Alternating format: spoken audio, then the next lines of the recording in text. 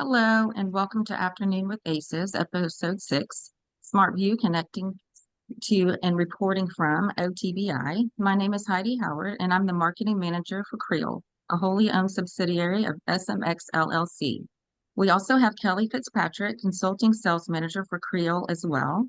I will be moderating today's conversation discussing connecting to and reporting from OTBI. Joining me today, we have Oracle Applications ACES Lee Briggs and Tom Simkiss, also from Creel. This webinar is number 6 of our series. All attendees are currently placed on listening only mode and will remain that way throughout the session. There is a chat feature on the Zoom console on your screen. If at any time during the session you have questions, you can place them in the chat box. I will transmit those questions to Lee and Tom at the appropriate time so they may respond. If your question is not addressed live, they will follow up with you via email after the session. With that, I will hand it off to them. Good morning, afternoon, or evening to everyone, depending upon where in the world you are. Welcome to Afternoons with Aces. I am Tom Simkiss, and with me across the table is Lee Briggs. He and I are actually together today. The last time we did one of these, I was out on assignment. So thank you to Lee and Heidi for covering me. We'll go through some brief introductions, myself and Lee, and talk a little about SMX. We'll go through creating the private connection. Something I'm going to do before we go through that after the introductions, I'm going to talk about the use case and actually why I wanted to do this topic. We've been talking a lot about reporting over the last couple webinars. Ironically enough, that is the name of the series. But when I saw this feature demonstrated at a demo a few months ago, that reminded me that it was there. So I'll kind of talk through that and why it's important. We'll go through how creating a private connection, why you have to do it, and then installing the plugins and the extensions. So this is a very nuts and bolts type presentation. We don't really show too much of the results, and I'll talk through why that is. But I think if you go through and do this, you will definitely see a lot of value and a lot of good use cases for why you would do this. All right, so introductions first to my friend from across the pond and today across the table, Lee Briggs. I mean, across the pond, considering I'm American, that's a little bit strong, but thank you, Tom. My name is Lee Briggs. I am the Cloud ERP Team Director here at Creel, fully owned subsidiary of SMX.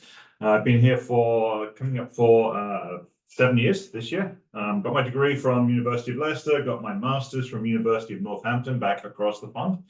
I've worked with Oracle for the last 25 years or so. Actually, I started in 2001. Been an implementer the entire time, started on EBS, and then from 2013 or so, since cloud has been out on general availability, I focused on cloud. I am an Oracle ACE Pro. I got that in 2013, so that's something I'm very proud of. You can't buy it, you can't study for it, there's no exam for it, you have to be nominated by Oracle or by another ACE, so very proud to do that and keep that status throughout the years. I'm also the OATUG Star Presenter of the Year, the first year that award was given out. I got that one back in 2014. Tom. Thank you, Lee. So I am Tom Simkiss, JD CPA. I am the Commercial and SLED Practice Director here at Creel, a wholly owned subsidiary of SMX. So I came here in 2017, and I am still presently here. I got my BA from Economics and Business Administration from Ursinus College way back in 1995. And then I got my Juris Doctorate from the James A. Beasley School of Law of Temple University all the way back in 2002. I got my Oracle ACE Pro back in 2014, 1 year after Lee. As we like to say frequently on this series, I am lovingly known as the second ACE, while Lee is the first. And then, of course, I followed Lee's greatness as an OATUG Star Presenter of the Year in 2017, 3 years after Lee got his. I was wearing a much better suit in my acceptance speech, however, so I did look better. No one came to take photos of mine, so you can keep it. I had jeans. They did not. So before we get into creating a private connection, I kind of want to get a little bit of history. So Lee and I have been working together on cloud since way back in 2013. Lee and I worked together on the first North American implementation of Cloud ERP, HCM, and payroll. And I will tell you, lovingly, that was a tough implementation. A lot of things didn't work. We were kind of learning on the fly, and it was a struggle to get through, but we did. And during that presentation, we're working with an Oracle SC by the name of Matt Munyon. Matt is a grand master principal at Oracle now or something. He's like a genius. He's probably one of the best demo guys that I've ever seen, and he's just a smart guy. And he showed us functionality in cloud that you can actually do. You can do this in OBI the legacy edition, for a long time. So if you were to buy the legacy edition, the on-prem edition of Oracle Business Intelligence Enterprise Edition, that came with a S-based database. So in addition to being able to use OBI to report and business intelligence, you could actually connect to S-base and create a custom cube and do these whiz-bang reports. And at that time, he showed me a way that you could connect SmartView to OBI and actually build reports. It's a little wonky to build the reports in Excel in SmartView, I will tell you that. And you'll see that in some of the screenshots. It's not the easiest thing in the world to do, and it's not something that I'd recommend, but you can do it. But the use case that he showed me was you create this really good looking dashboard or info tile or whatever it was in OBI, and then you can bring it into Microsoft Office. And the use case that he showed me that I thought was really cool, he created a Word document with a couple really good looking graphs, and they were graphs that you could have done in regular SmartView and copied and pasted them, but some of the info tiles and whatnot, you would actually have to use like Excel functionality. It wasn't clean. So he created a really good looking info tile and he put it in Word and he showed me how to do it. And it was really cool. And then I forgot all about it. I never did anything with it for a number of years. And then I was down in North Carolina, I want to say about 9 months ago, when Lee and I were coming up with the idea for this series. And another Oracle SC, and I do not remember her name, but she was doing HCM. And she brought up this whiz-bang dashboard, and it looked really good. And they had built it in Oracle Analytics, and it was great. And it was super impressive. And then she's like, wouldn't it be great if you could get this dashboard and put it into like a briefing deck in a PowerPoint and be able to have it update on the fly so that as you're going through and finalizing it, it's live and it connects. And she brought up PowerPoint, and sure enough, she brought that same whiz-bang dashboard up in PowerPoint, hit refresh, and it changed. And the whole audience, I'm not kidding you, they actually gasped. It was so awesome. So I was like, where did you build that from? Like, how did you do that? She's like, oh, I just did it through SmartView. I'm like, what are you talking about? Like, there's no cube that connects to HCM. Like unless there's like new functionality. It's like, oh, no. I built this in OTBI and I can pull it in using SmartView. And I was like, oh my God, I hadn't looked at it. And so I kind of went back and I've done it. And I will tell you, not only from demo perspective, just from a briefing book perspective, it is really powerful.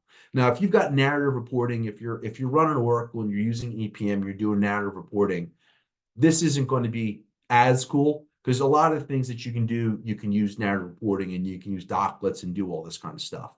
But if you don't have EPM, if you're looking to put together a good briefing book, this is really a good use case. And you can put those briefing books together in Cloud ERP. And those briefing books can include, SmartView materials and Excel spreadsheets that you load onto, the cloud environment. And you can create a PowerPoint and you can load that into the cloud environment, right? That does work. So you can put a briefing book together using those reports, and the functionality is there. So with that kind of background, I'm going to go through the steps of creating a private connection. As I said at the start of this is a relatively short session. And it's very tactical. This is very meat and bones. I'm going to go through this and I'll try to talk through it as slowly as possible. But if I go too quick and there's something I say that doesn't make sense, please do feel free to jump in and interrupt. And later I will try to address your questions. All right. So why a private connection? Well, it allows you to save multiple connections. And I will tell you that I frequently use private connections, especially when I'm on site at a client and I'm connecting between test and I'm connecting between prod. When you connect with a public connection, you do have to look at the URL that you're using so that you know if you're connecting to prod, if you're connecting to test. Now, if you follow best practices, and you don't have the same password across test and prod, it's not that big of an issue. But a lot of people don't do that. A lot of people, when the instance gets cloned, their passwords don't get changed, and there's not a lot you can do about it. But having the private connection, especially if you're a consultant, is super helpful because you can give the private connection a meaningful name. And you can also indicate not only, what instance you're connecting to, but also what cube. Say, Tom, what are you talking about? Well, when you connect to SmartView, whether it's in Excel or whether it is in PowerPoint or Word, on your initial connection, you can pick the cube that you want to connect to. So you can connect to a budgetary controls cube. You connect to your general ledger cube. There are also cubes out there for project accounting. There's cubes out there for cash management. There's actually a cube out there for fixed assets that you can do now. So you can give those cubes a name and understand where you're connecting, and it really does save you some time. But the kind of key here is at the bottom. If you want to connect to OTBI, you have to create a private connection. You don't have a choice. If you don't create a private connection, it doesn't work. All right, so with that background, let's go through the steps to actually do it. So first thing you want to do is you're going to want to launch Excel and open a blank workbook. This presupposes, by the way, that you already have SmartView installed. If you don't have SmartView installed, we showed you how to do that 1 or 2 sessions ago. So I think it might have been session 4 or 5. Lee was kind enough to show you how to install SmartView. Assuming you've already done that, you're going to click the SmartView ribbon and you're going to click Panel on that left-hand side there. And then I must have did this slide with these lovely arrows. So once you click on Panel, you're going to click on Options, okay? And then the second thing you're going to want to do is you're going to click on the extensions. And what should show up is you should see a number of extensions that are there. The first one you can see is the Smart Query. The second one you can see there's one for Oracle Journals. That's useful if you're doing financial management. And then the third one is you got the OBIEE, the Oracle BIE extension. If you do not have it, you have to install it. So if you see step number 1 is you click on Options. Step number 2 is you click on the Extensions button under Options. And then you go down in step number 3 is you want to make sure you check for updates. New, right? Yes, because if you don't check for updates, you may not have that Oracle BIEE option there. So if you click on extensions, you say, "Oh, I don't have any of this stuff. Tom's a liar." It's because you didn't do step number 3. You have to click on and check for those updates to do that, and then you have to install it. I will also tell you, folks, and again, this is, if you're only using SmartView for ERP, that Smart Query, it's really powerful, A, if you know what you're doing, and B, it's a little bit more powerful if you're using it as EPM. And the reason is EPM, you can use attributes, you can use more things in SmartView in EPM than you can in ERP. You can use Smart Query. I've done it. And again, I am not an EPM guru at all. I have not found Smart Query to be infinitely better than doing an ad hoc query. I will tell you where it can be a little more powerful for Smart Query is if you are doing combinations and you don't have a parent. You can do a few more things with a Smart Query than you can with an ad hoc, but for the most part, it's generally advanced. But you go in, install your OBIEE, and then you click Install. You get the updates, and then you install them, and then you restart Office. So once you do that, you have the plugin there so that you can use OBIEE. If you do not do this, you can set up the Smart Connection all you want, but you won't be able to connect to OBIEE in Oracle Cloud. All right, so now you've done it. You're connected. You're going to click the panel at the icon of the SmartView ribbon. You're going to click on Private Connection. You're going to click Create New Connection. And then you have to pick it. Do you want a SmartView connection, right? So you're connecting to, again, an S-based cube. Or do you want to connect to Oracle OBIEE? If you want to connect to OBIEE, that's the URL you need. So whatever your pod name is, whether it's prod, whether it's test, whatever it is, you get that pod name, .oraclecloud.com, analytics, JBIPS. Okay. It's exactly like that. And so getting the case right. And again, we talked about this when we did connecting to regular SmartView. You're getting that case right all the time. The case is important here. Okay. So once you work with that connection, you can drag and drop contact. You can drag pre-built analysis. You can actually create one. It does open what's called the designer view. And the designer view, it kind of opens at the top of your screen. You'll have your areas that you want to connect, and then you have rows and columns. And I think I've got a screenshot of that on the next slide. But what this here is, this brilliant slide that I so lovingly blocked out the URLs of my clients, you can open the shared folders, right? So if you've got an analysis out here, you can open it right up. Bear in mind, the way that it opens up isn't quite the same as it would open up if you were opening it up from OBI EE. So as I said, I generally don't recommend you do this. I recommend if you're doing this, you're going to open up an info tile. You're going to open up something that's already been formatted as a dashboard. And this is what it looks like, right? So on the left-hand side here, I created this analysis in OBI EE, right? So this is just an account analysis report. I've got my journal source there on the left and then my categories. Notice you've got the filters, right? So it looks kind of pivot table-ish. It behaves pivot table-ish.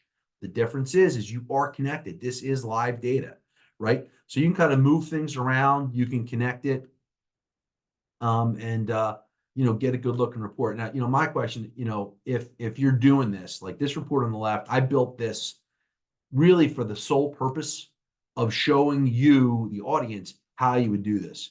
In reality, would I ever do this? The answer is no, I would not.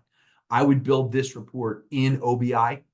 And the reason I would do that is because in OBI, in OTBI, excuse me, I can drill down. You can do things. I could create drills. I could create smart sheets. I can create links directly back to the data.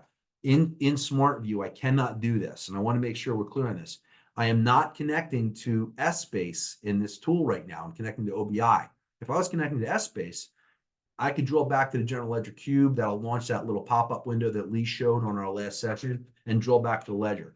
This is OBI. This is a reporting construct. So a lot of the reporting that you have with the smart links and the actions, you do not have those available in here. So the point of this exercise is to, hey, you can do it, right? If you're really enamored with Excel and OBI scares you, you can do this, and this is all well and good. But really the point of this exercise is if you get a really good looking dashboard or info tile, you can bring it into Office, whether that's Excel, whether it's Word, or whether it's PowerPoint. And that's really where I think the use case for this sits. So we've opened up, I'm inserting this thing. Notice I'm opening. So what I have right here is I've got an AP detail report that was already created.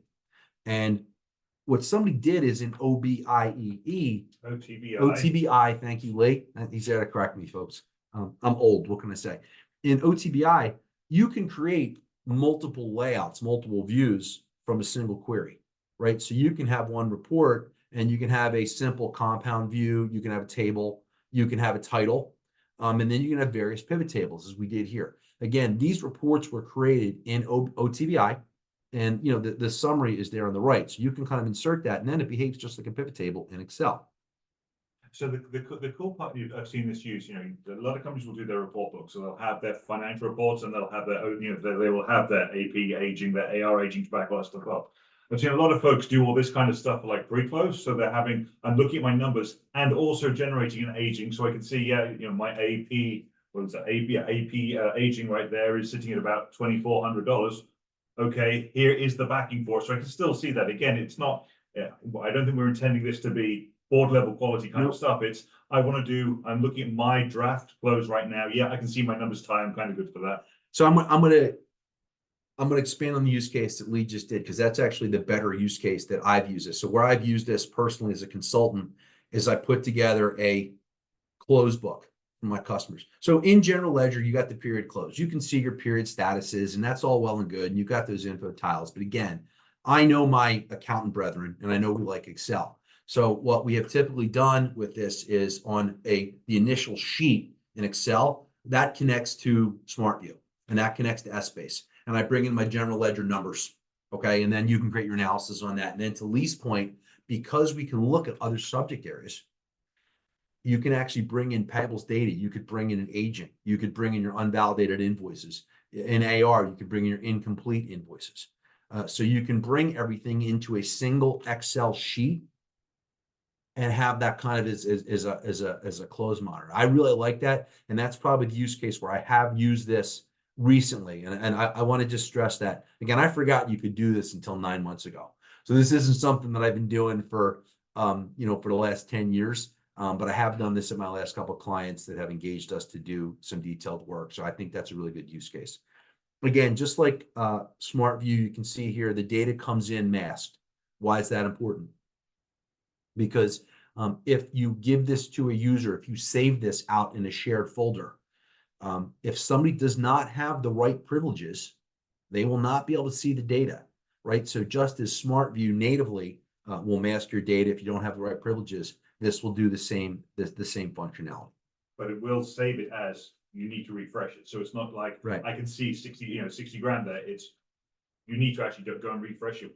And it'll validate data. Yep. So I've refreshed it. Notice again, I've got, this is an asset query, right? So I bought an asset number, the description, the retirement date, and then, just the value. So this is essentially the asset register, and I brought it into Excel. And that is the last slide. So, as I said, this was a quick session. We have a lot of time, folks. We're only 20 minutes in. If there's questions, if you want to talk about how to do it, if you want to go back and see a different slide, please let us know. The next session we have is coming up, I think, in 2 weeks. It might be on June FRS? 7th. I'm not sure what the topic is, though. It's balance sheet and income statement, I think. I believe it is. I'll confirm that. Tom, if you look at questions, I won't get the next sessions for us. You got it. So Luke's going to bring that up. I'm not seeing any questions so far. I guess that means I either did an exceptionally good job, people are shy, or we have an inattentive audience. But we'll give folks a few more minutes. And the next session. So yes, and this is the last session around SmartView. For a while, then we're going to be going on to FRS, so Financial Reporting Studio. Looking at, we're going to start with the basics, so building a trial balance, which isn't going to be the most, it's not going to be the most, the greatest case there, but at least gets, kind of shows the tool before we start getting into the, kind of getting those reports a little bit more complicated. Yep. And so I'll give another comment just while people are maybe formulating questions. When Lee and I started this series, it was really near and dear to our heart. And one of the clients that inspired us to start this series is actually on this call. We go to a number of customers where we did not do the install. And the number of customers that I have that are running Oracle Cloud that are getting their reports from an Excel data dump, really, it staggers me. They'll either run a standard trial balance or they'll use a SmartView dump, and they just dump the data into Excel, and they use Excel and they format it to get, relatively good looking financial statements, but they're still in Excel. And, the other thing that kind of inspired us to do this, Lee and I went to the OTBI Ascend conference last year. And it's a great conference, by the way. It's coming up in Las Vegas. Creel is hosting an event. If you haven't registered, you plan to go, and please do that. But there's a number of third-party tools that are out there, and they're good tools. I'm not going to name any of them. I'm not going to impugn any of them. They all have their roles, and they do good things. But what our goal is make sure that you can use all the tools that you get when you own Oracle. And that includes SmartView. It includes FRS. FRS is a really good tool. It really is. You can build really solid boardroom quality reports using FRS. And the nice part about FRS is, if you know FRS and ERP, you know it in EPM, right?